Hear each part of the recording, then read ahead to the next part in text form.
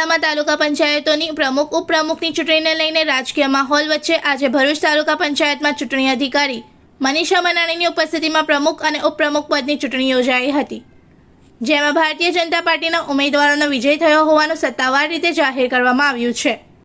પ્રાપ્ત માહિતી અનુસાર તાલુકા પંચાયત પ્રમુખ પદ માટે ભાજપ તરફથી ઉમેદવારી નોંધાવનાર અમલેશ્વર બેઠક પરથી વિજેતા થયેલા હેમાક્ષીબેન ગૌરાંગભાઈ પટેલ વિજેતા જાહેર થયા હતા, જ્યારે ઉપપ્રમુખ પદ માટે ભાડભૂત બેઠક પરથી લક્ષ્મીબેન કાલિદાસ ટંડેલ ઉપપ્રમુખ તરીકે વિજેતા જાહેર કરવામાં આવ્યા છે। ચૂંટણી પ્રક્રિયા દરમિયાન ભાજપના આગેવાનો અને કાર્યકરોમાં ઉત્સાહનો માહોલ જોવા મળ્યો હતો। વિજેતા ઉમેદવારોને શુભેચ્છાઓ પાઠવવામાં આવી હતી। આ ઉપરાંત તાલુકા પંચાયત કારોબારી ચેરમેન તરીકે માર્મિક ગૌતમભાઈ પટેલ, પક્ષના નેતા તરીકે રાકેશ શરવણ ગોહિલ તેમજ દંડક તરીકે વિરેન્દ્રસિંહ મહેન્દ્રસિંહ રાજના નામ પણ નક્કી કરવામાં આવ્યા હોવાનું જાણવા મળ્યું છે।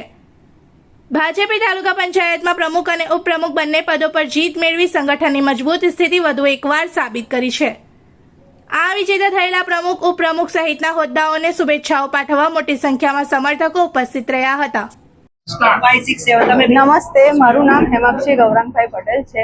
મને જે ભારતીય જનતા પાર્ટી તરફથી ભરૂચ તાલુકા પંચાયત પ્રમુખની જવાબદારી સોંપી છે એ બદલ હું પ્રદેશ મોવડી મંડળ તેમજ ભરૂચ જિલ્લા સંગઠન તેમજ અમારા મતદાતાઓ જનતા તેમજ મારી ઉપર જે ભરોસો રાખીને મને જે जवाबदारी सौंपी है एना पर हूँ खरी उतरीश।